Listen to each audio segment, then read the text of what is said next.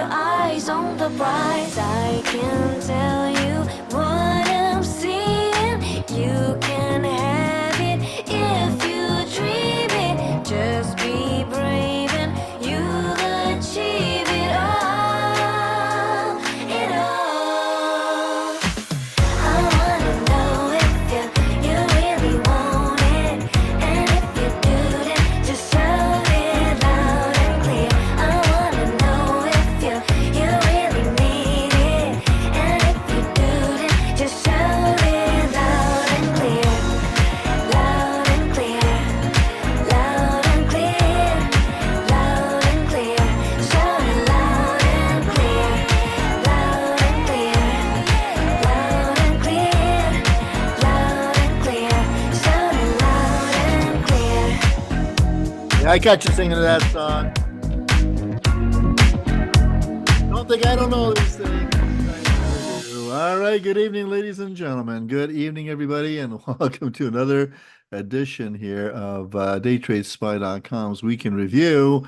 Just waiting a couple of minutes here for people to join in here. I see a lot of people still coming online here as they ramp up their computers and their Zoom webinars. And while we're waiting, a couple of things just want to mention to you folks. First of all, I get very passionate about what we talk about, and sometimes I still speak a little bit too fast.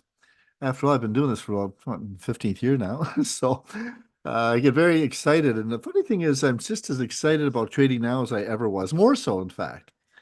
This is one of those things you never get bored. Actually, you get more excited and more into it the more you do it, because you get better at it. And as time goes by, you get better at it. And I just love it. So anyway, if you do find that I'm speaking a little bit too fast, please tell me to slow down. You'll find a little questions box icon on your Zoom dashboard. Just click on that. I am the only one that sees that, so go ahead and say whatever you want, all right?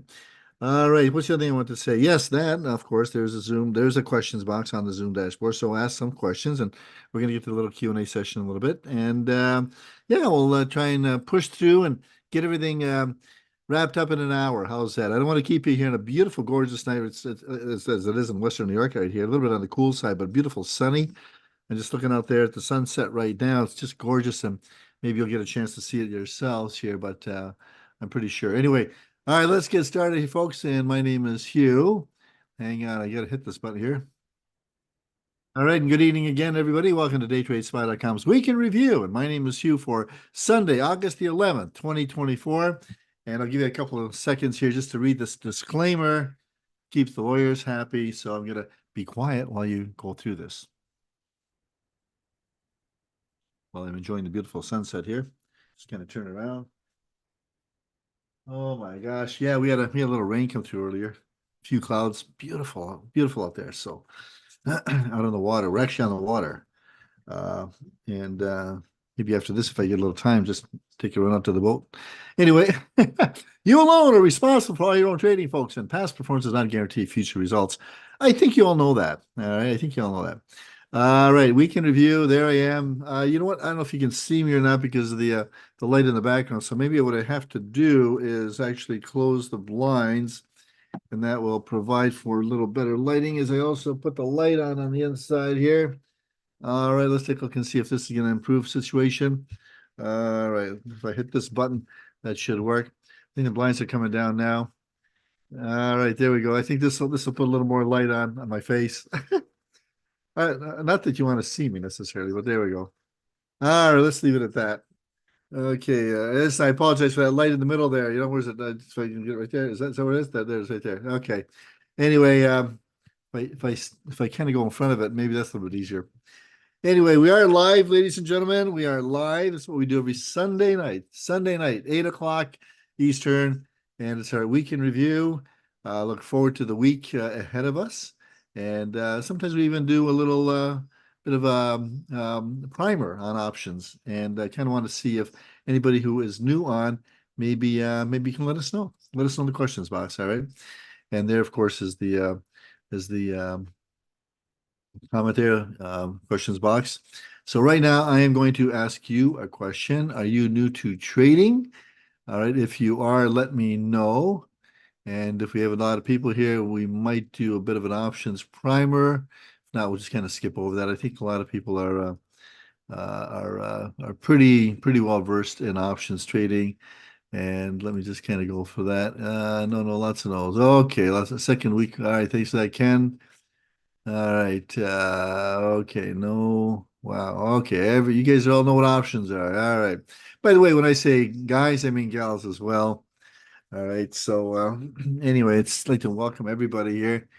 And I'm seeing all the comments are already coming in. Really cool. We'll try and get to as many as we can here tonight. Can't can't do wow, really, Scott? That's awesome. He's up $14,600 here. Yeah, okay. Anyway, I'll get into all these questions a little bit later on here. So, all right, good. Let's get started, folks. All right, so here's what we're going to do tonight. This is what I plan to do here. Give you a bit of an introduction and week in review. Look at next week. A little beachside chat since we're on the beach, and can talk a little bit about how we can help you become great traders.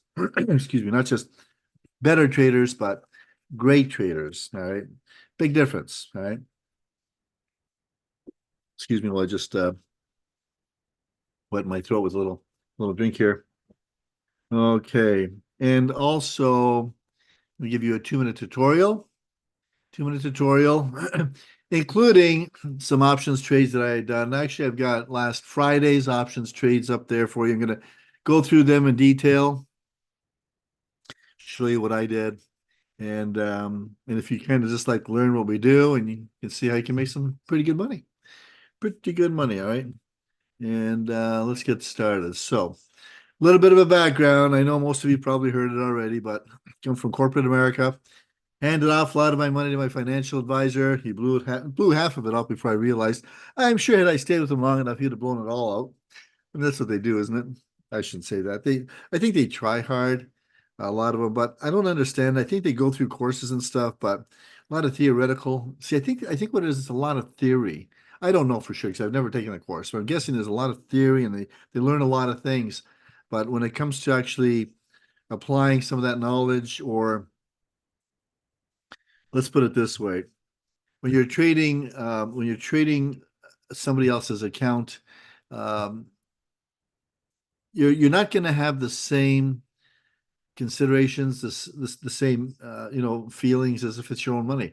Uh, and I'm thinking that if I was to ever do that kind of a thing where I would trade somebody else's money, I would probably want to give it extra care and make sure, like for sure, that they get what they pay for.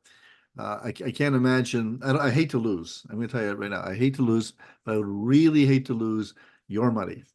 But anyway, it doesn't matter. I mean, I look at the what happened with my account to be actually a blessing in disguise. And they say things like, if it doesn't kill you, it makes you a bit stronger, and all these kinds of things. Very true. So after my financial advisor blew up my account, I decided I had to learn how to do this myself. More so because not only did he blow out my account, but my kids' education funds as well. So I've got two kids. I've got a son and a daughter. And like I was not going to settle for just having a mediocre education because I could not afford it. That was not going to be on the table. Like that's just not going to happen. And if I have to work 5 jobs or whatever, I was going to make it happen, right?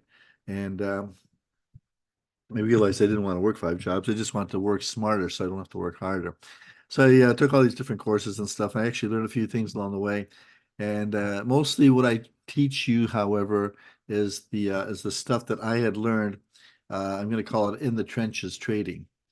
Okay, so that means the real hardcore stuff. That's what I teach you. The stuff that I actually learned, when I got my knuckles dirty, and and when I got bruised along the way. So I always took away lessons. I always tried to learn from my trades, especially my losses. I would celebrate my losses and learn from my mistakes or my losers. I won't say they were all mistakes. I don't think they all were. Sometimes, let's face it, the market simply turns on you for whatever reason. You're going to get these outlier trades.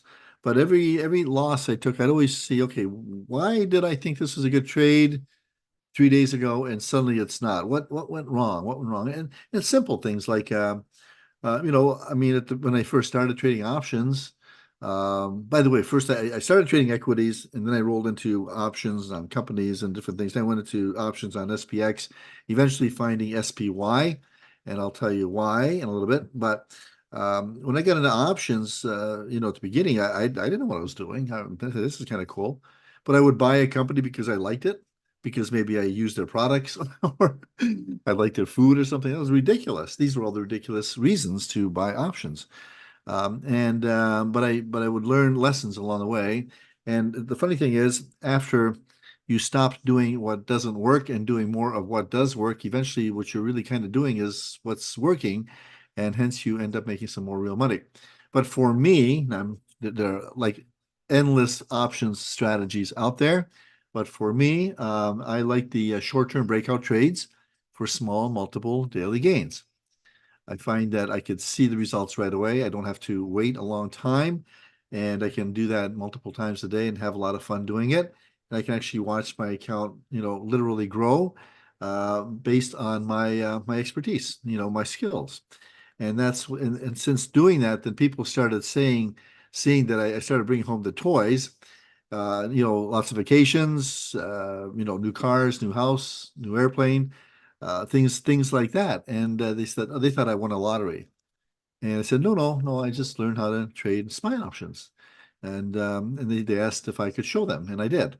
So that's what we did. I started, showing people online. That's what I was doing. I started with a website, a very rudimentary website way back. In 2010 is when we first started. That's when we started what's turned into the inner circle, which is where I post every morning at around 9 o'clock what I'm looking to trade that day. And later on, a follow-up report as to what we actually did. And we also had a weekly meetup, and that's where things started. And then, of course, it all branched out from there. You see, I'm just not that smart to know where the market's going to be a year from now, or 6 months from now, or you know what, even a week from now. I don't know where it's going to go, and I don't know if anybody does, to be honest with you. I mean, how could you know that? The market is the market. The market is the collective opinion of the traders and investors in there. And sometimes funny things happen on the market that you don't expect. And I'll talk about that in a little bit. So, but I've got a pretty good idea based on fundamental analysis and based on technical analysis and how I marry the two together and throw in the market sentiment in there. I've got a pretty good idea as to where the market's going to go today. And so I send that out, and it's been pretty accurate, actually. So in the trenches training, that's what I do. Now, Aaron, my partner in crime here, who's not here, by the way, this evening. I think he's got the day off. He's got the night off. Well, we gave him the night off. So I think he's hanging out with his kids or something at the beach. Not my beach, it's somewhere down, I think in Maryland or somewhere. I don't know. But he mastered deep dive and technical analysis back in his teens when he was just in high school. And then he ended up getting a job as a technical analyst for a $150 million commodity fund. This is pretty serious stuff. There's just a small group of people in this little company, and he was the analyst, and he would predict where the markets are going to go. And of course, the trader would trade this and made a lot of money. Made a lot of money. But Aaron identifies these excellent longer-term, high probability trades using his unique analysis abilities. Okay. So that's what he does. Now, a couple of years ago, I guess it was in 2022, we were approached by Eagle Financial Publications, and they purchased us. And the coolest thing, they brought on Aaron at that time, and Aaron and I do the morning trading room together, and it's really pretty cool. So he has a unique set of indicators that he uses, and I have a unique set of indicators that I use, completely independent of each other. And we have a saying that when our indicators unite, our trades ignite. In other words, if Aaron says, I think the market's going to go down today, and I look at my indicators and I say, you know what, I think the market's going to go down today too. Well, you might want to buy put options because the market is probably going to go down. And as such, that's what happens. So that's what we do. And we extend all this valuable information onto you, and I'll tell you about that a little bit later on, and how the trading room works. All right, quick announcement here. Spy on the Market. If you are not yet a subscriber to this free publication, comes out every Thursday. All right, you might want to join in. It's actually a very easy read, basically 2-3 minutes. somewhere around 750 words. Light, relevant, even entertaining. All you have to do is subscribe, go to daytradespy.com, and when you do, you'll see a little pop-up. I think I'm not really sure it'll give you something about tips, tricks, and traps or something. But leave your email address, and that'll put you onto the Spy on the Market newsletter. So it's an e-newsletter that comes out every Thursday morning. And this week's topic, okay, so last week's topic was find that one thing, all right, that one thing that's kind of messing you up all the time, and just learn to change that. All right. Everybody's got this one thing that's a bit of a struggle, bit of a hurdle. And but if you can even just find that one thing and just correct that one thing, and you'll see how your trading will change to the better. And this week, I'm going to show you what my one thing, I'm going to tell you what my one thing was that I changed that actually changed my trading forever. It's uncanny how when you look into yourself and you see these things and learn from your weaknesses and then how you can change things instantly. And it's actually pretty amazing. And these are some of the things that we talk about. All right, so make sure you subscribe to Spy on the Market. I've got another announcement. I've been asked this many times, the 2 to 10K challenge. We're changing it around a little bit this time. We are going to be starting it, and we're going to go 2 to 5,000. All right, this time instead of 2 to 10, 2 to 5. Now, some of you were in on this in the past. We did this 3 times already, and but we took the idea here is to take $2 to $10,000, but this time we're going to take 2 to 5,000, and it's going to be a 2-month deal instead of 3 months. We're going to do it in 2 months, starting September the 16th, kind of like coinciding with the U.S. presidential elections. All right, so we're going to be starting this, write this down, starting September the 16th. Now, to be part of this challenge, all right, doesn't cost you anything extra, but you have to be in the trading room because that's where we're going to be doing it, okay? You're going to start with $2,000, and hopefully we'll be able to turn that into $5,000 in 2 months. You might not think that's a lot, but I mean, that's what, 150% return on investment, something like that. It's going to be pretty good. It's going to be a lot of fun. We're going to have fun doing it. We're going to make a few bucks, all right? So watch your email for details on that. And again, all you're going to have to do is simply be in the trading room, and there's going to be some information coming up later to announce that, okay? All right, let's move along. Tonight we are going to have a beachside chat, and use the questions box. We'll hopefully get to any questions and comments that you might have, and we're going to answer that. So right now, let's take a look at the week in review. This is what the chart looked like this last week. Pretty exciting, huh?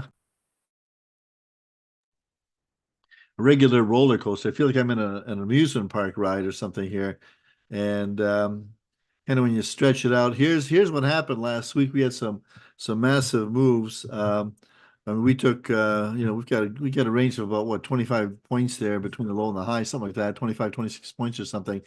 On Monday is kind of a interesting day. We had some PMI reports come out, S&P Global, and also what's the other one? The Institute for Supply Management, ISM, I believe it is. They both came out with their PMI reports.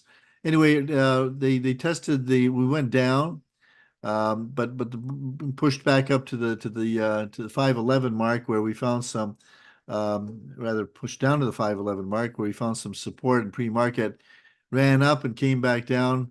Well, right down there where we bottomed out here, the price was so low it attracted buyers back and reversed last week's meltdown, which is what happened. So I should have probably put last week's chart up on the board. I don't have that here handy, but we had a massive drop last week, and that's kind of what happened. But it was we started to recover here on Monday.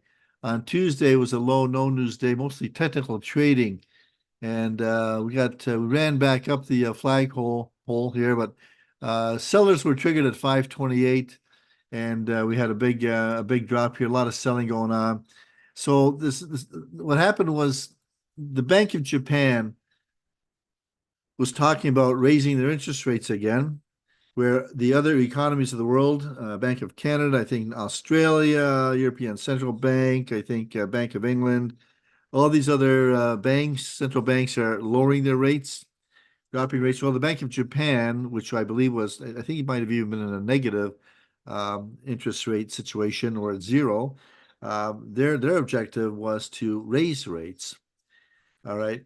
But and then on Wednesday, they actually walked back from that because the markets are too unstable. They didn't want to mess things up too crazy. Well, that pushed SPY through 530, and then the sell-off continued on recessionary fears.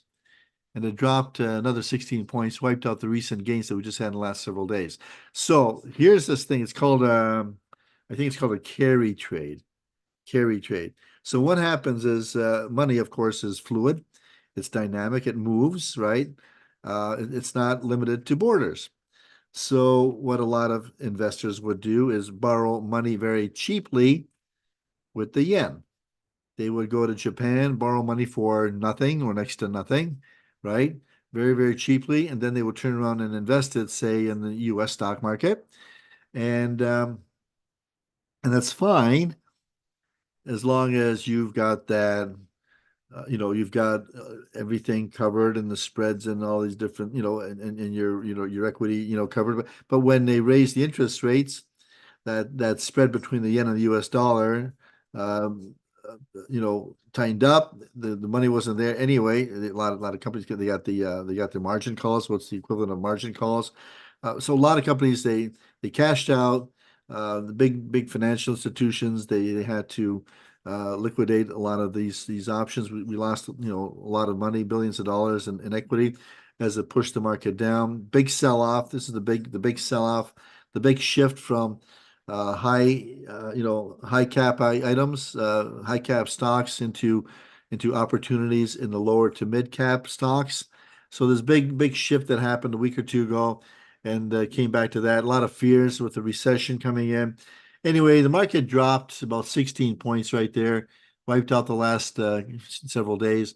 But you know what? We recognized that the market was going to go back up on Thursday, and people, and I remember this getting emails from people saying, your pick of the day is called. You sure? You sure? Look at the market; it's going down. They're all upset. We didn't even respond to them. I've been telling people for years, listen, don't complain to me about that at that time. Let's talk about that later in the day, in the afternoon or something, and see how it goes, and see how it went for you. What we do is when you have the pick of the day, we actually look to see, well, where do we see the potential? Where do we see the market going? Where is it going to go? That's more important than where it is or what happened.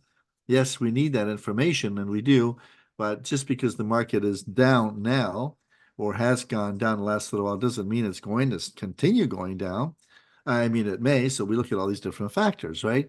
But we predicted it was going to go up. And look at this on Thursday. We recovered everything that the big sell-off had on Wednesday. Very quick recovery. Buyers seized the opportunity. Unemployment claims came out. They were favorable. They were anti-inflationary. And the market recovered and actually, I think, closed even a little bit higher than the high of the day before the big meltdown. On Friday, we remained somewhat range-bound trading, hovered around that 530 to close out over 21 points higher than the open, proving SPY's resilience. SPY is a very, very resilient stock. It can weather a lot of economic storms. A lot of mud could be thrown on SPY, and it just seems to be very, very resilient, and it bounces back pretty quickly. So I know it was, I think Wednesday or Thursday, there was even talk about trying to pressure the Fed Reserve to lower their interest rate sooner rather than later. And oh my gosh, there's even talk about lowering it a 50%, a 50 basis point drop instead of a 25. In fact, I think most analysts are predicting a 50 basis point rate cut in September than a 25 basis point rate cut. But we're going to see about that. I don't think it will be 50. I think it'll be 25. They're going to start with 25. That's just my opinion. Mr. Powell did not consult me on that, but that's my opinion. So what happened? Market declines, unsettling with the S&P 500 dropped 3% last Monday. Easy to remember that and forget that 3% rally in the first few days of July, or how about the 2+% jump in the last few days of July that brought SPY to record highs. This drop in last week, we're still over, we're still 8% off the all-time highs. It's not a bad deal. It's not a big deal. So you have to pull back and look at the bigger picture, all right? And you'll see that that pullback is actually, you know, kind of in the normal range. Here's the um, here's the S&P 500 the last 4 years, courtesy of Bloomberg, S&P 500 index. So you can see how we ran up very nicely to record highs, and this pullback is very normal to see this sort of thing. So we're not in any danger here.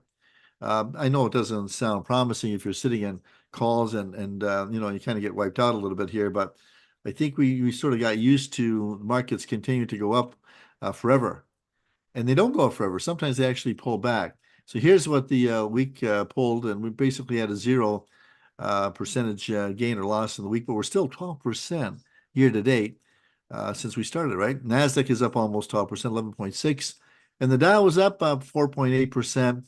NASDAQ and Dow both lost a little bit last week, but we held our own in the S&P 500. Taking a look at the seasonals, here's what the seasonals look like. Anybody who is new to seasonals, the blue chart up at the top here, the blue line is where SPY is now. The red line is a composite of the last 5 years closing price on the daily charts. And you can see here as we expand and focus in, get right down into it, you'll see here that we actually we're pretty well. Well, actually, we rose about 4 points last week on average. This is on average going back to the last 5 years, but seasonally, we actually remained flat for the upcoming week. So I'm not sure where the market is going to go in the following week. If you look at the seasonals, looks pretty flat. As a matter of fact, starting, what would that be there? August, probably 14, 13, 14, 15 there. Looks like we're kind of drifting down the summer doldrums as they kick in, right? And that's going to go pretty flat, a little bit of a bounce, but pretty flat until probably into September, all right? Forward looking, folks, Monday, low, no news day, not much going on. Tuesday, we got PPI index. This is one of those inflation indicators. And still some earnings trickling in. Home Depot's coming up on Tuesday. Consumer Price Index, this is another inflationary indicator. That's going to be on Wednesday, along with earnings to include Cisco.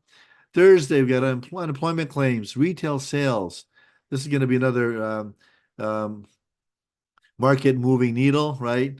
Where inflation is going to be affected by these numbers. Empire State Manufacturing Index, Philly Fed Manufacturing Index. These are all going to be influences on the stock market. We also have earnings still coming in on Thursday. Walmart's a bit of a laggard in that. Applied Materials, John Deere, Ross Stores, they'll be also reporting on Thursday. And on Friday, we've got some building permits, housing starts, University of Michigan consumer sentiment, and also University of Michigan inflation expectations. Not a highly influential news item, but still somewhat you can watch for a little volatility based on that. Bottom line, I'm expecting not a lot of volatility on Monday, but Tuesday through Thursday, I expect markets to move high volatility on those days. All right. And, rolling back down to moderate volatility on Friday. Okay, that's kind of what I'm looking at over there. The bottom line, trade small, trade often, and take smaller gains on Monday. Follow the money the rest of the week. I'm going to step away for half a second here. All right. And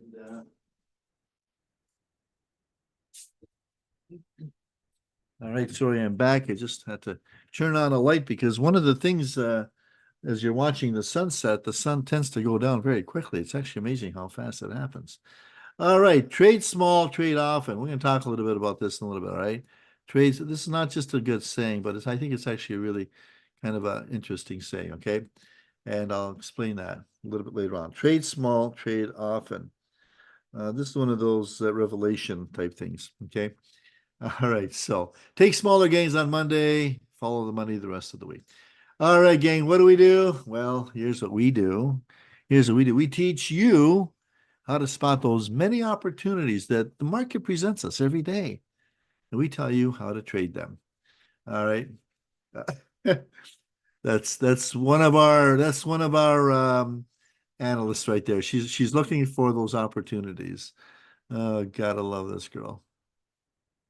All right, here's what we do, folks.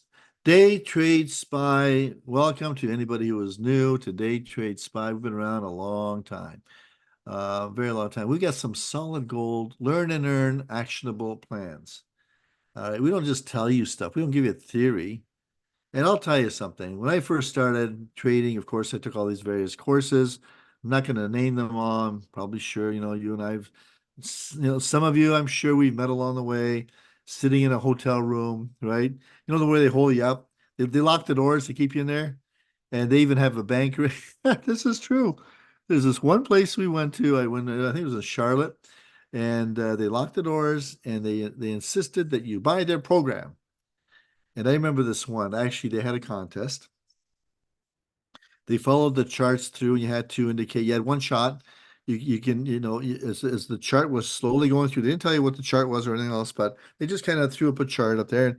And as they were scrolling along, you had to, if you're playing this game, the stock market game, you had to say, okay, I want to buy now, or I want it to sell now. You could go either long or short.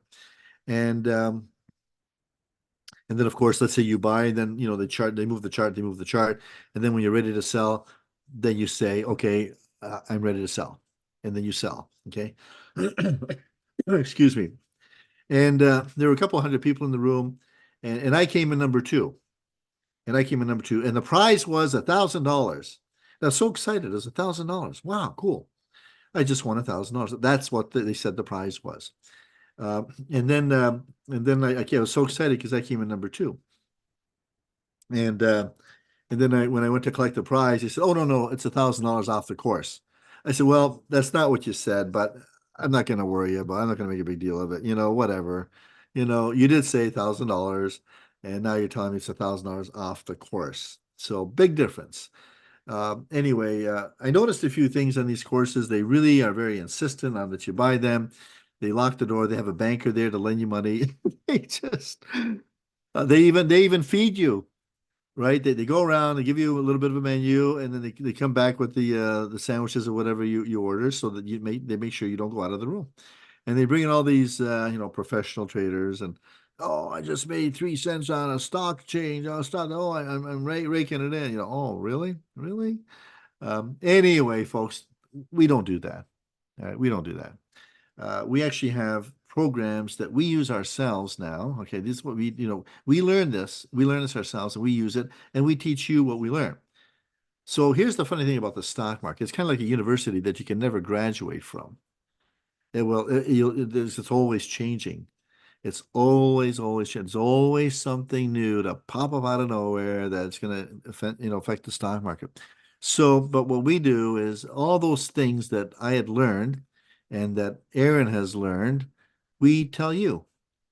We teach you. And so we don't teach you all this other fluff out there. We only teach you what we use ourselves to make some pretty serious money in the market. Now, we always have people saying, well, what about this indicator, or what about that indicator, or how about putting on this other indicator and this indicator? And if you're one of those people that, suggested an indicator and we didn't get back to you on that, please don't get offended. We kind of found what works for us. We're not looking for new indicators. We're not looking to find another indicator. We'd like to use TD, and we TD, like to use Schwab Thinkorswim. And at last count, I think there's like 280 different indicators that they have. And I got to be honest with you, you put on more than a handful of indicators, you're going to get lost in the indicators, and you're not going to have any idea what's going on. I remember in all these different courses I took, and I'm just kind of talking a lot about stuff here, but a lot of these different courses that I took out there, you'd run from, oh my gosh, you'd go from Phoenix to Orlando, back to New York, and over to Atlanta, and then you'd go over to San Francisco, and travel around the country. Um, and with all these different courses, and somebody at the back of the room will say, "Well, what about covered calls?" And oh yeah, we got a special on covered calls. Normally it's $6,000 in the next course. It's going to be held in Tampa, but if you get it now, we'll give it to you at $3,000. So we all parade to the back of the room and hand over our plastic. Back then, that's what those courses used to cost, folks. I mean, I'm sure a lot of you have a lot of money sunk in courses, as I do. But the funny thing is, I never got a whole lot out of those things. I would, a lot of times they would buy the programs and take them home, and they never really kind of worked the way the presenters would tell them. And eventually I would ask the presenter, "So, Mr. Presenter, you trade this yourself?" He said, "Oh, no, I don't trade. I just present. It's too risky for me. I don't trade." "Oh, thanks for your honesty." Um, a lot of these courses I used to buy and I never actually even opened them up. I would take them home. And my wife, I love her to pieces, but my wife has a random access memory and an excellent memory for what I paid for all these different courses. A few years ago, we were cleaning out one of our closets where I had a lot of these things all sort of stacked up. And I said, I would throw this stuff out. She said, well, why are you throwing that out? You spent $5,779 on that one. I said, oh, thank you so much. I'm so glad you remembered right to the penny. You know? And I said, no, no, it's of no value to me now because what I'm doing is making me money. And what this is probably going to do is suck my money out. Um, well, can't you sell it on eBay? So why would I sell somebody something inferior that I know is inferior? To me, the lesson I learned is I don't need this, and that what I know is probably superior to what they're teaching you, and they're there to sell you courses. And not, anyway, folks, listen. All right, if you go to our website, you're going to find various programs. But I'm going to give you a hint right now, very important hint. All right, those numbers that you see on the website, you can get better pricing. All the same stuff, better pricing. All you have to do is contact customer service at daytradespy.com for the best pricing. That's why I left the screen up on the chart here, up on the screen, this chart. Write this down, customer service at daytradespy.com. Anything that you want, just email them and they will probably get you a much, much better price. So I'm going to go over the products that we have. There seems to be a little bit of confusion. Well, should I get this or should I? I don't know what to do. If you're just starting out, if you don't know what you do, when you don't know anything at all, you just want to kind of get your feet wet, just start with the inner circle. It doesn't cost you much at all. All right, this is where I started this thing 15 years ago, 2010. This was the very, very first thing we kind of started with, the morning market analysis. Now, I'm going to tell you, most of the time, Aaron does it. All right, and I do the follow-up report as to what we actually did at the end of the day. And it's kind of cool. Wednesday night, we have our interactive meetups. These are recorded in case you can't make them. They're at 8 o'clock Eastern time on Wednesdays. And this is where you can ask questions and talk about anything at all concerning SPY, whether it's SPY charts, patterns, trends, all these different, whatever you want. Okay. And these are recorded. So in case you can't make it again, you're going to get the recording right after the event. Now, I believe if you contact customer service, you can buy it for $275 a quarter, which is nothing, or just go for $9.95 a year. And I mean, it's money well spent. You're going to learn a lot of great information, and you're going to see the morning market analysis. This gives you an idea of what we are looking at trading during the day. It's like a snap, like a flash assessment of the way we see the market for the day, and we send it down into your inbox every morning just after 9 o'clock. That is called the inner circle. All right, the inner circle. Next up, our day trade spy signal. By popular demand, we were asked to provide something along this line where they say, well, I can't necessarily get to my computer first thing in the morning.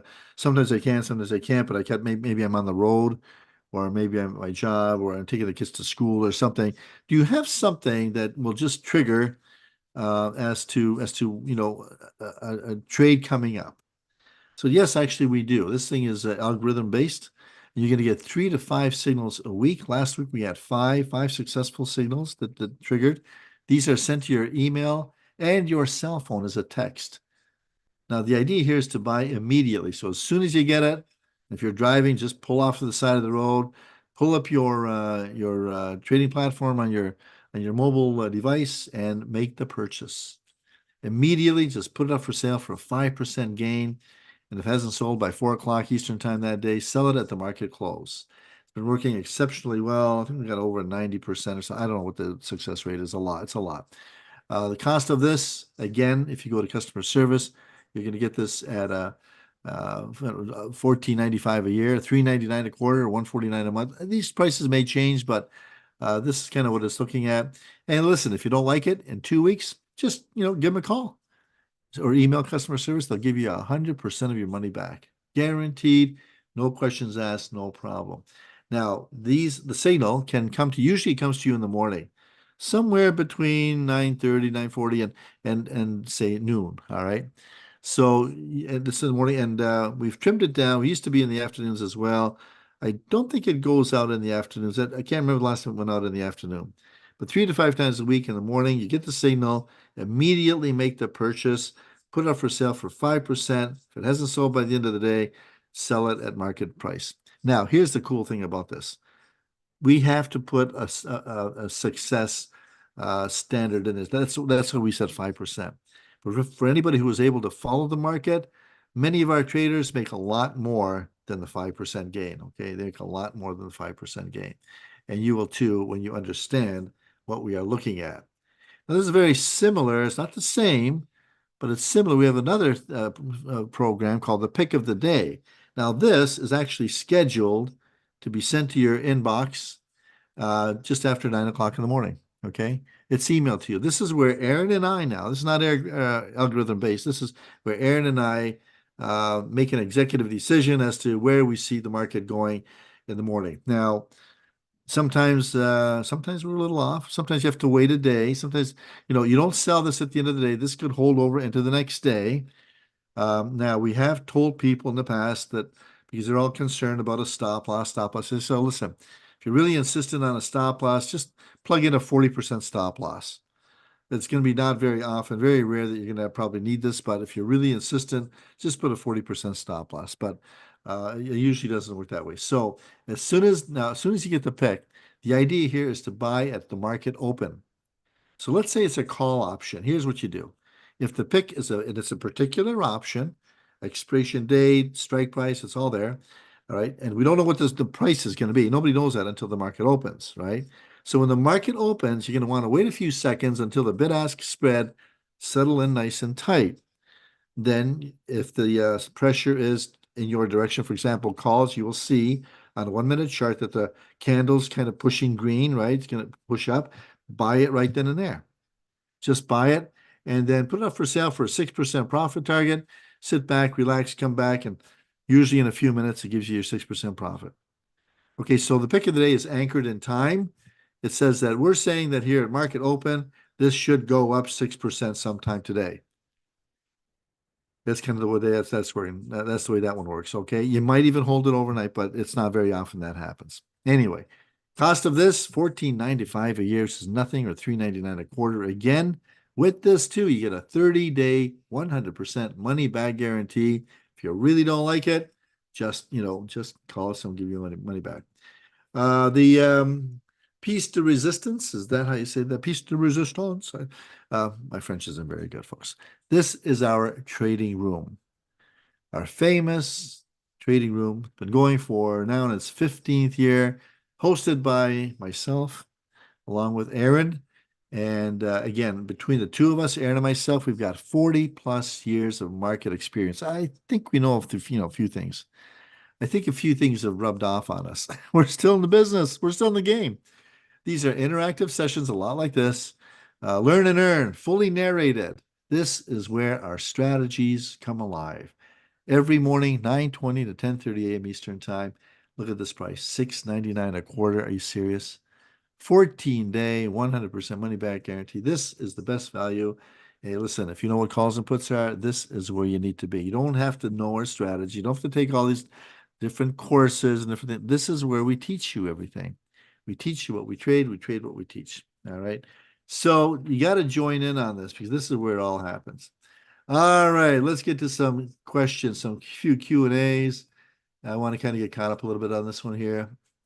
Scott, are you okay? Excuse me. Are your picks designed to hit just the 5% profit, or at the end of the day in the direction you picked? Example, you had a put that made 5% but reversed and ended the day way out of the money. Had another great week. He was up $14,600. Congratulations, Scott. Okay, so if you're in, let's say you're in the trading room and you learn our strategies, you can actually make a lot more than that 5 or 6%. Okay, we show you different strategies and how to actually really ramp it up. And other times, other trade, like personally, I like to scalp. I don't even go for the 5%. I just like to get in, make a few cents, get out multiple times a day. So the different strategies, we do show you that. And yes, you can actually make a lot more than that. All right, another question here from Mike. Question about volatility. To what extent does the impact of option pricing and how is affected by erosion as the volatility changes? Okay, volatility is one of those Greeks Okay, there's Greeks. There's the big ones that we're looking at are volatility, of course, delta, theta.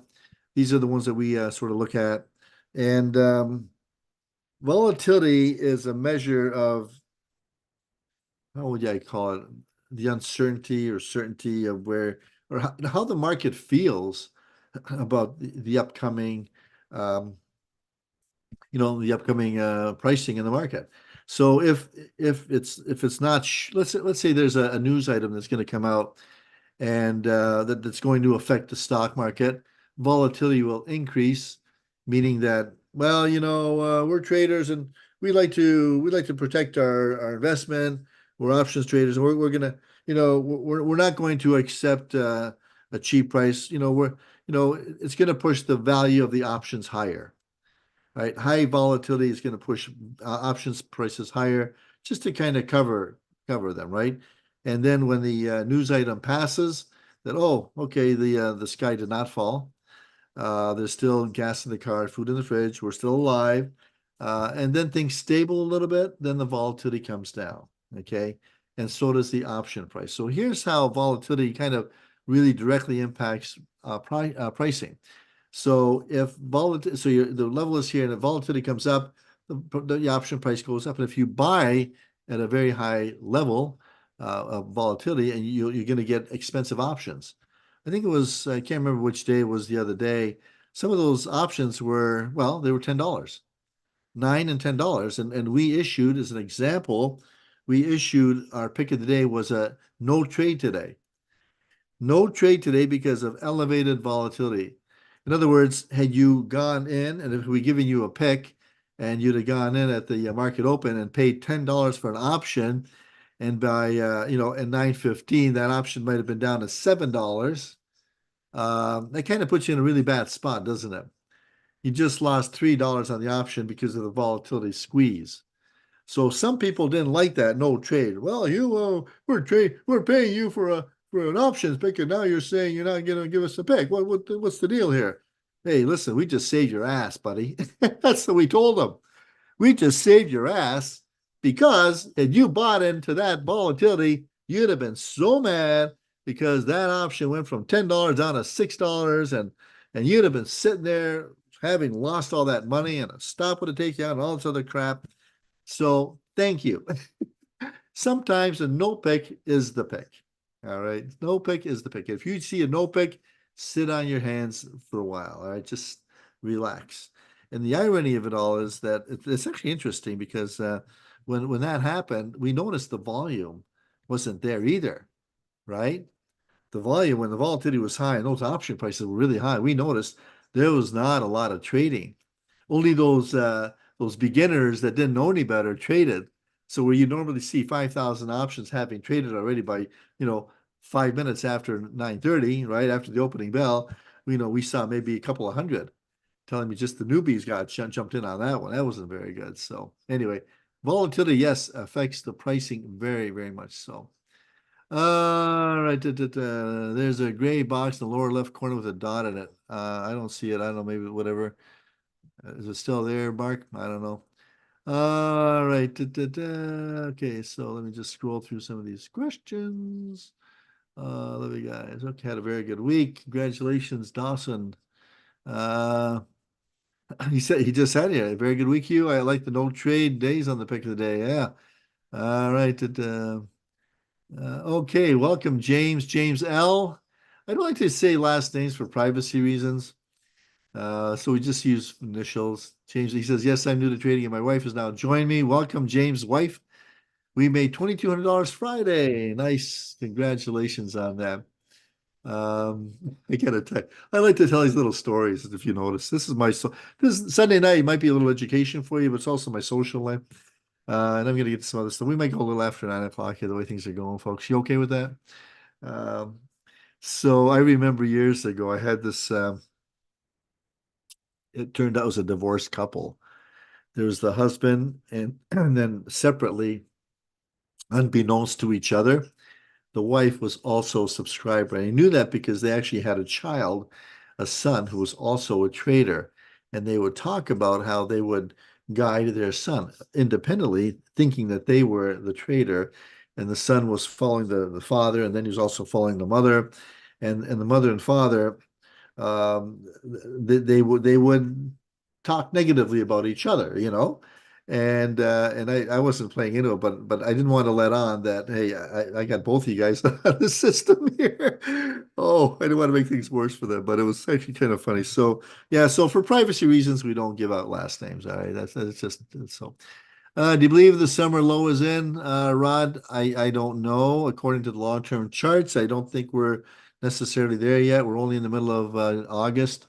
I think there could be. I think it's going to be fairly flat. There'll be some bounce. Obviously, you're going to make money both going up and down, and that's what I like about options trading. You don't need much of a move on SPY to make some pretty good money.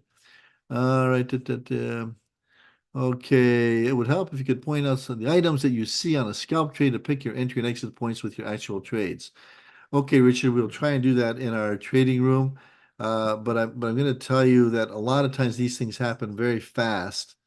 Okay, that's how we talk about the bread and butter setup. We talk about the indicators that we use. So just you will pick it up, okay? You will pick it up, and you'll eventually get a gut feel for the trades. You're going to recognize instantly this is a good trade, and here's why, But we can't spend obviously a lot of time analyzing because before you know it, the trade comes and goes. I'm going to show you that in a few minutes.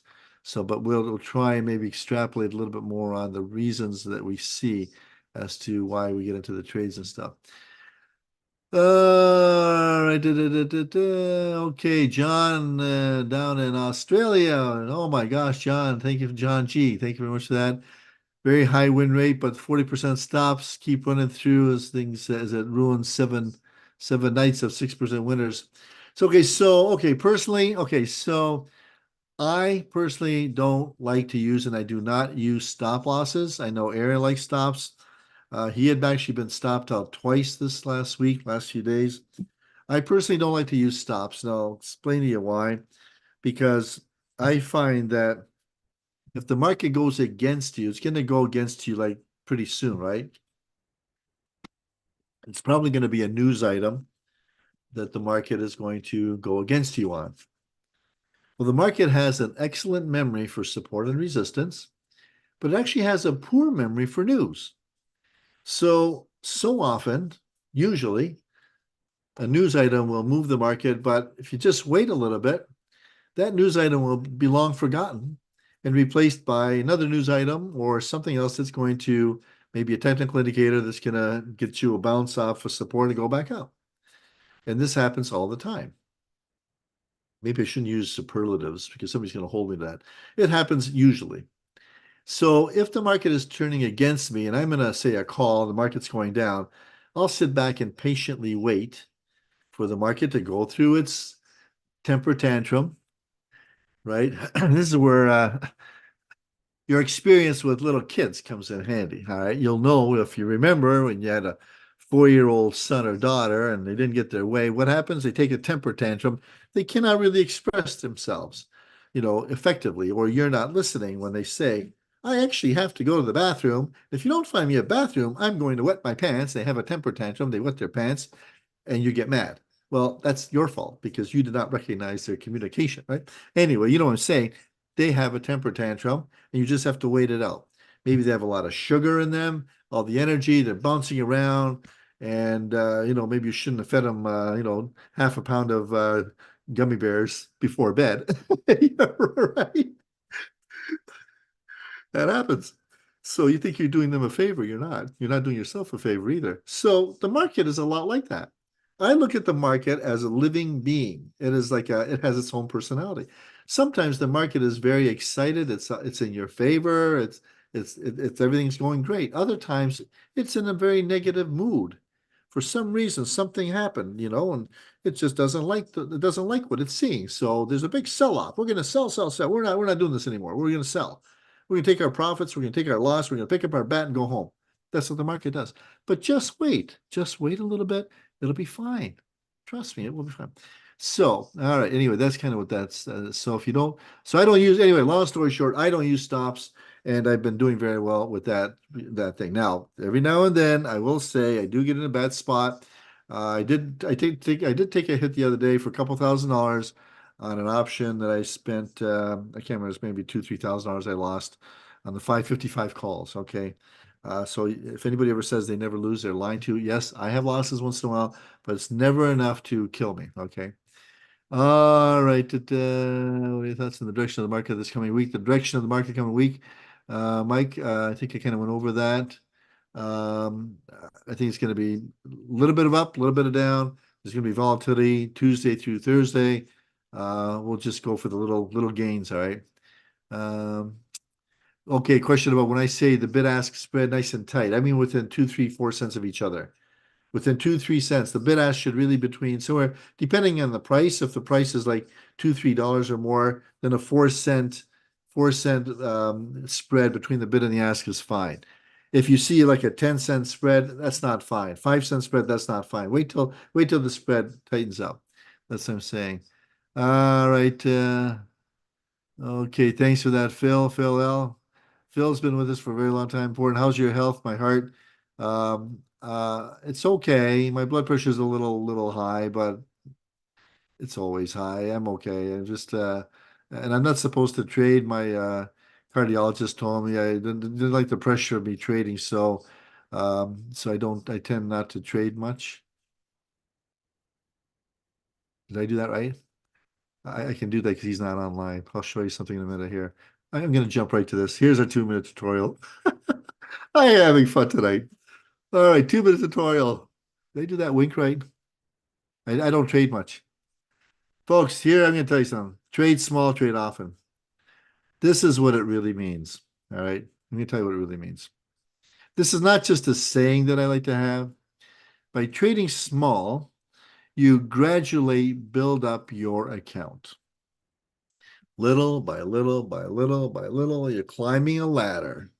Why? This way, it's easier to acquire smaller gains than larger ones.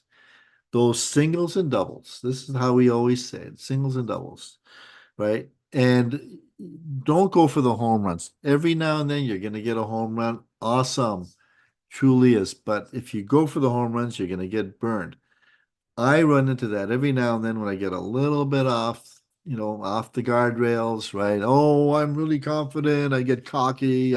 I'm going to go all in on this. Oh, I'm going to buy, and then you know what? It comes back. The market has an uncanny way of knocking you right back on your butt, right? I mean, it really, really does. And it wants to say, listen, pal, I'm still the boss. I'm still the boss. What I say, this is the market speaking, what I say goes. And if you want to play along with me, great. But I set the rules of the game. And if you want to play, you got to play by my rules. That's all I ask. All right. You're not setting the rules. You trader, Bob, Bonnie, Bruce, no, you guys don't set the rules, right? Chad, Christine, Angie, Danielle, Dennis, you guys don't set the rules. The market, sets the rules, right? That's the way it is. So, but it's easier to acquire these smaller gains along the way. It also insulates you from large losses. In other words, let's say you've made a bunch of gains. Let's say you made $500 gains, right, through the day. And let's say you have a little loss. You have a small loss of about $300, right? Well, you can afford to take the loss. Now, I get this thing in my head where, okay, it's okay to have a losing trade once in a while, but for me, it's not okay to have a losing day.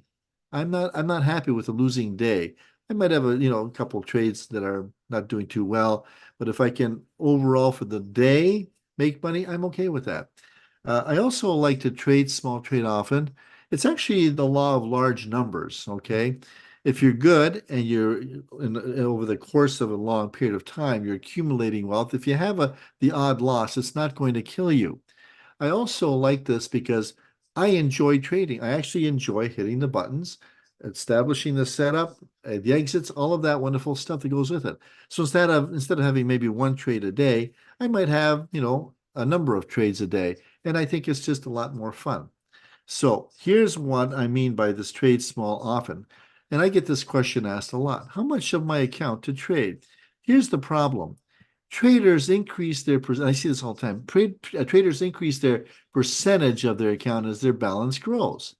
So let's say you started with $5,000 and you might trade, $1,000 or $2,000. But by the time your account goes up to $10,000, I'm seeing a lot of traders going in heavy. They might be trading $7,000, $8,000 of their account.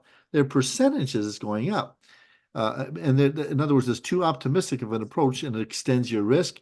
And it's not an if, folks, but it's a when you get a loss. When you get a loss, that's what wipes out your account. Here's kind of from a conceptual basis. I don't have numbers on here because everybody's number is going to be a little bit different, right? All right, but this is from a conceptual basis. If you have that green line, your account balance is growing, and if you're finding yourself being more confident, more aggressive, more cocky, whatever you want to call it, and you're increasing your trading account amount as a percentage of your account balance, you're going to get burned. So here's what I like to recommend here. The solution: keep the trading the same number of contracts, only increase them incrementally as your account grows substantially. Ensure that a total loss will not materially affect your account balance. In other words, let's look at this chart. If your account balance is growing like this, right? And if you're trading, say, 10 contracts, just continue trading the 10 contracts until you've made a lot more money in your account, and then maybe ramp it up to, say, 12 or 15 contracts. Run that for a while until your account balance has grown substantially, and then maybe ramp it up to 20 contracts. So in other words, if your 20 contracts goes to zero, you're not completely wiped out. All right. I think it's really kind of important to do it that way. And this way you're going to preserve your capital. It's all about capital preservation. Okay. That's really what it's all about. Um, Trade small, trade often. The best approach to limit risk, grow your account long term, and frankly, have a lot more fun. Just have a lot more fun. All right, so let me just get into some more questions here real quick here. I know they're all stacked up. I don't want to leave, I don't want to miss anybody out here, but at the same time, I got to move forward here. All right, those people that write me these long emails, these long notes, it's tough to read them while I'm talking here. Thank you for that, Tom. Tom J. Love this guy. Those charts you presented are very valuable to your customers. You clearly describe what you offer. That info is not available elsewhere. That's true. It's only available with us here, Day Trade Spy. I wish I had a couple of months ago. Most sellers make what they're offering confusing, so you spend more money. You got it. You got it. Tom, I'm going to tell you something. I got lured in. You know what? I get lured into, oh, it's only $2,000. But before I finished with that company, I was into them for $20,000. I said, so kudos to you for being clear and open. My respect and compliments. Thank you for that, Tom. Love you guys. Love you guys. We try, you know what? One of the things I learned from all those other companies that I'd been with earlier, and I think Aaron as well, is what not to do. I have this strange I have the strange thing, the golden rule, right? I like to actually, and I'm talking about the way I like to treat other people the way I would like to be treated. So I would like to get clarity. I would like to find out, okay, what do you offer? What can I expect your program to be able to do for me? How much is it going to cost? When can I expect it to deliver? I want to be clear, and I don't want to be confused. And I got a lot going in my little head here. I got a lot of things I got trading is just one thing. I got a lot of other things to worry, think about too, right? So I want clarity as much as possible, as simple as possible. And that goes through with our trading. So I like to use simple indicators. I don't like to use, the hundreds of indicators out there. So here's what I want to tell you, and I forgot about this. I slipped all over this one here. So I remember being in one of these hotel rooms, and I used to, we'd follow around, and I would see the same people in various different locations. And one guy got kind of, well, we kind of jumped together a little bit. I don't know, his name was Mike or something, and I remember I can't remember in what city he was in, but he was living there. He said, "Why don't you come over to my place and I'll show you my setup? I got a really cool setup." And so I met him at his house, and he took me down to his basement, and he had this really cool setup. It was in a U-shaped setup, and I can't remember now exactly. He had, oh, I want to say, I don't know, 5 or 6 monitors, and he had a TV screen up in the corner with CNBC or something on there, and all these monitors and computers and all this crazy stuff going on. And on each monitor, he had all these different charts. So he probably had maybe, I don't know, 20, 30 different charts and stuff. And I remember he was a smoker, so the room was kind of smoky, and and I said to him, "Oh, Mike, you must be making a lot of money down here. Look at all this stuff you got going on. You're a professional trader." And I remember he takes a cigarette and butts it out on the ashtray, looks at me and says, Hugh, believe it or not, no, I can't make a nickel to save my life down here with all of this. I said, well, I don't know, Mike, but I'm guessing that maybe, you're kind of waiting for all these different indicators to line up. And by the time they do, the trade's over. You know, it's so complicated. If you're waiting for all these things to set up, that trade is probably over. It happens fast, right? With our indicators, we are given the signal. Okay, here you get in now, and don't wait for another minute or two or 5 or 10 or not now. Get in now, and put your sell order in. Get in, get out, make your money, and then wait for the next one. Get in, get out, get in, get. And I think you've got information overload, analysis paralysis, and so I don't know whatever happened. I haven't seen him much after that, but anyway, let's go have some more fun here. If it's 2 minutes into the market open and the candle still hasn't reversed, should we still go for the trade once it does? I think Dawson's talking about the pick of the day. I would say, oh yeah, so what happens is this with the pick of the day. Sometimes you're given that pick, say it's a call option, right? To think of it going up, but the market opens and it goes down. And it goes down for maybe 2 or 3 or 4 or 5 minutes. Well, if it goes down, that's kind of a good thing because you're going to get that trade for a discounted price. Okay. Now, for sure, 100% guaranteed, it's going to go down to a level that is going to be attractive to the buyers. The buyers are going to say, oh, this is a good price. Now I'm going to start buying. I'm going to buy because now it's really low.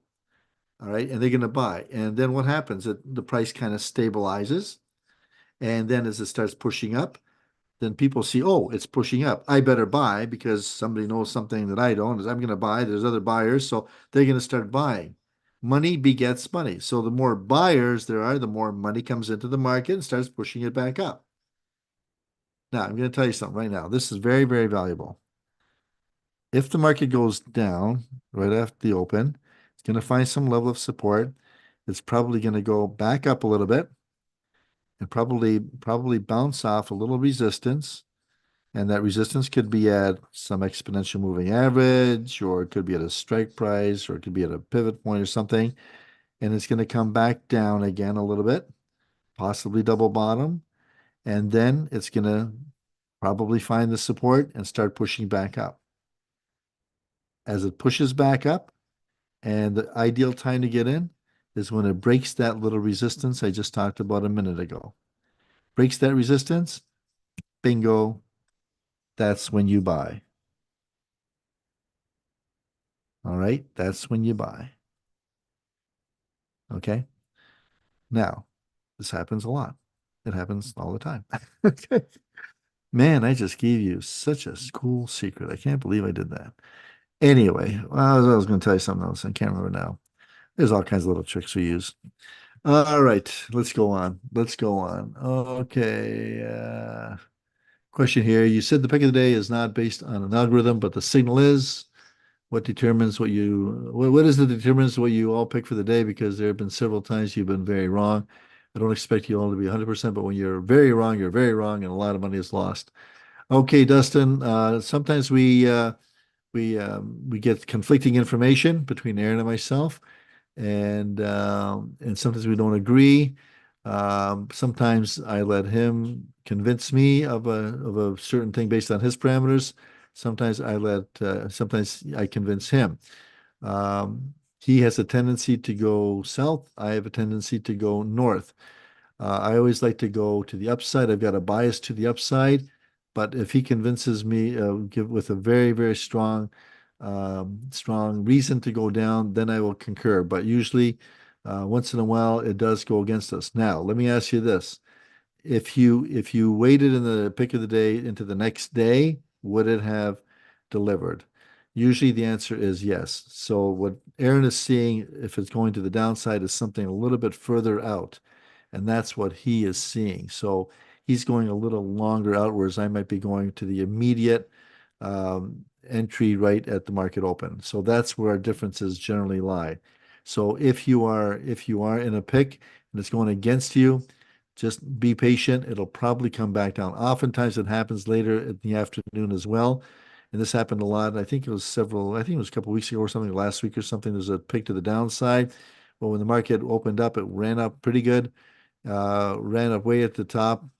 And then it came back down. By the afternoon, your pick being in puts would have delivered your gains. So it's one of those things that statistically has been working extremely well. All right, I'm going to show you what I did here now. I'm going to go into my trades on Friday. Where is it? Right here.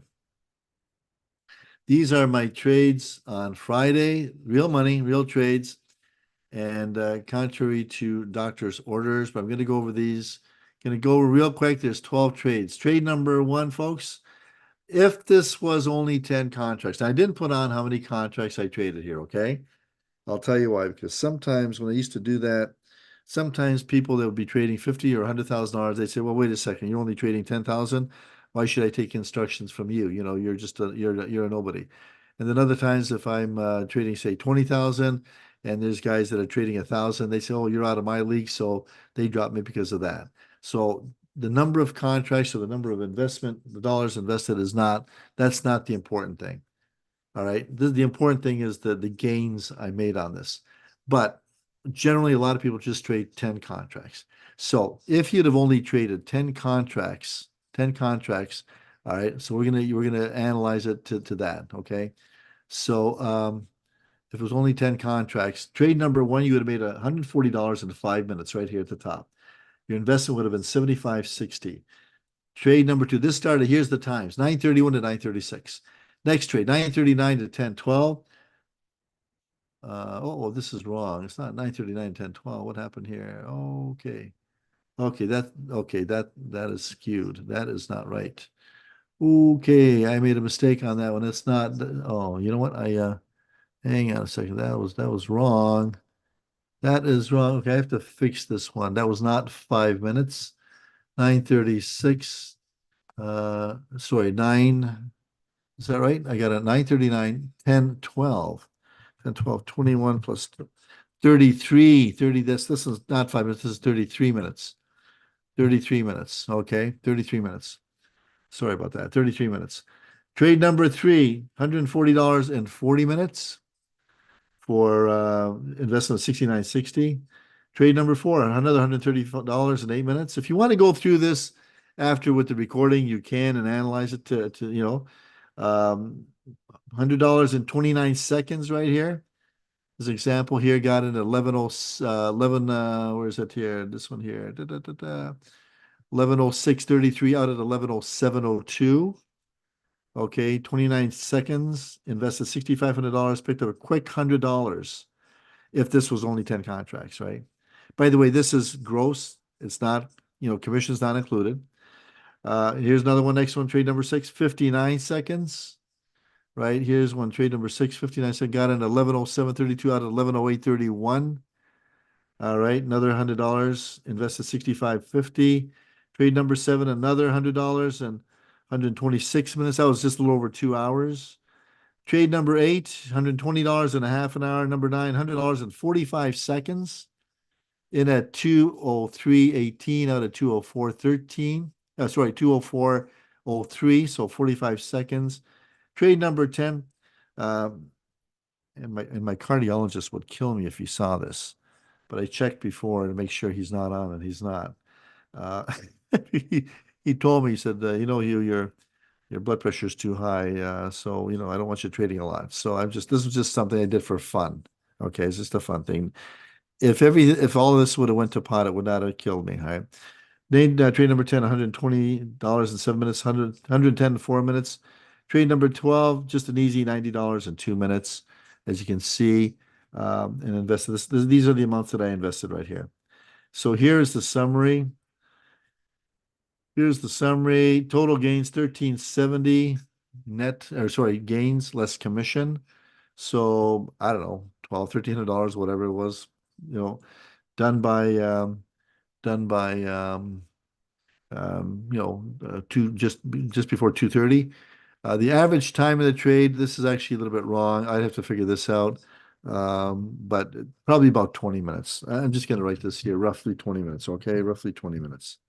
I don't know what it is, but because of the mistake on that thing I just showed you, let's just figure what roughly 20 minutes a trade, not much at all, right?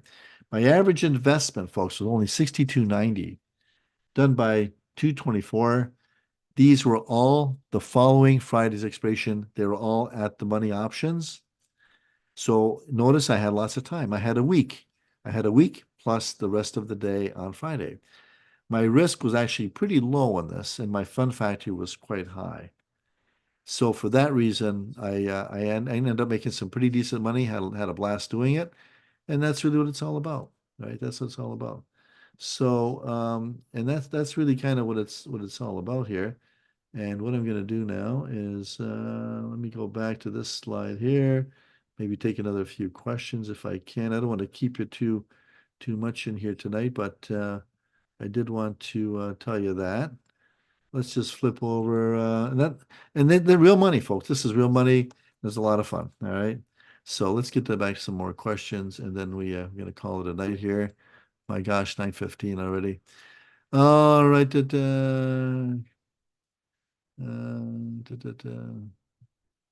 Okay, let's say okay. Jeff is saying here a month or so ago, Aaron warned that the economic report at 10 o'clock would send SPY down. I was in some calls, so I sold them for a 2-cent profit with 30 seconds to go. After 10, the SPY did drop. So I bought some puts and made a good profit. Congratulations, Jeff. So here's the thing with that. So Aaron has his indicators, I have mine. We do look at different things. So sometimes, we are going to be at odds with our pick. Doesn't mean the one's right and the other is wrong. Oftentimes, usually, most of the time, probably all the time, uh, one of us will be right first and then the other one's right. So if you find that it's not going your way, just patiently wait. Da, da, da, da. Okay, let me see. Can we trade the pick of the day 2 or 3 times before 10:30? Probably. I don't know. I never tested it. So the pick of the day, what we do there is we enter between 9:30 and 9:31. We generally take the average. If it's going in our direction, if it's not going in our direction, then we take the average as to when the market did turn around. So it could be at 9:33. But we generally take a very conservative approach on that, and then we look for that 6% profit target, and we usually get filled fairly quickly, usually within a few minutes. Okay. All right, so next question here. Do you have a supply and demand strategy you could share? Recently looked into it and seems like no, we don't, Dustin. That's um, we don't have a supply and demand. I mean, I don't know. We don't.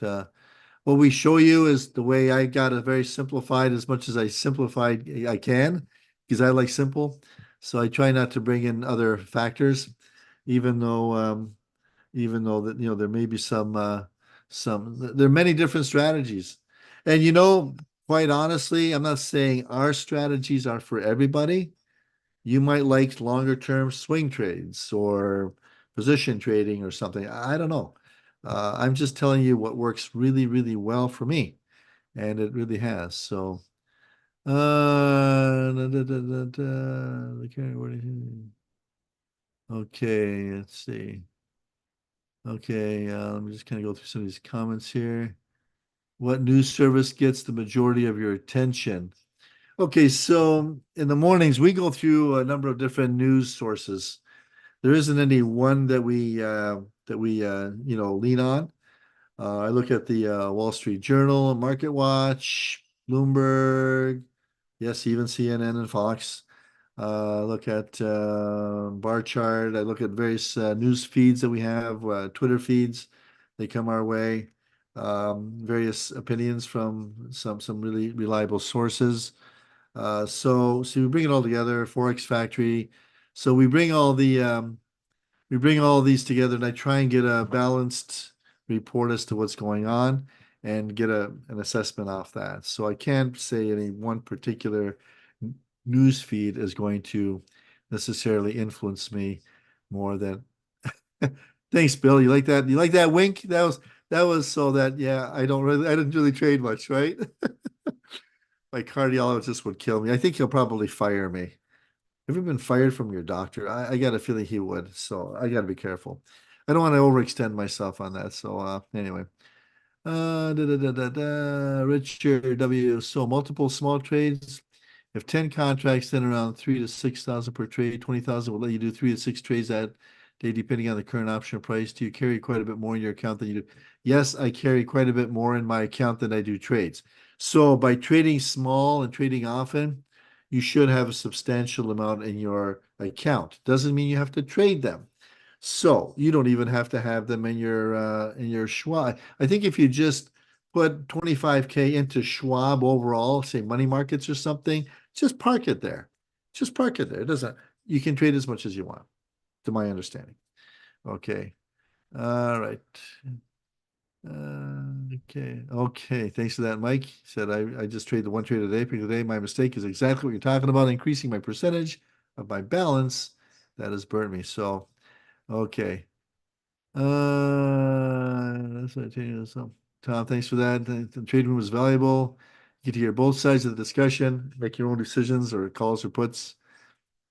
Uh, okay, I tend to trade fast. I admit I get in and out, but you will too eventually. Okay, eventually you're going to kind of get really good at it. You're going to recognize an opportunity right out of the gate, and you're going to see something.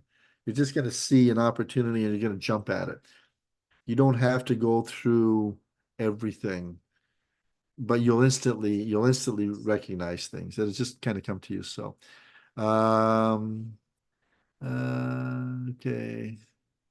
All right, Ken. I'm in the trading room, but don't know how to use the lines to detect strength and resistance, support and resistance.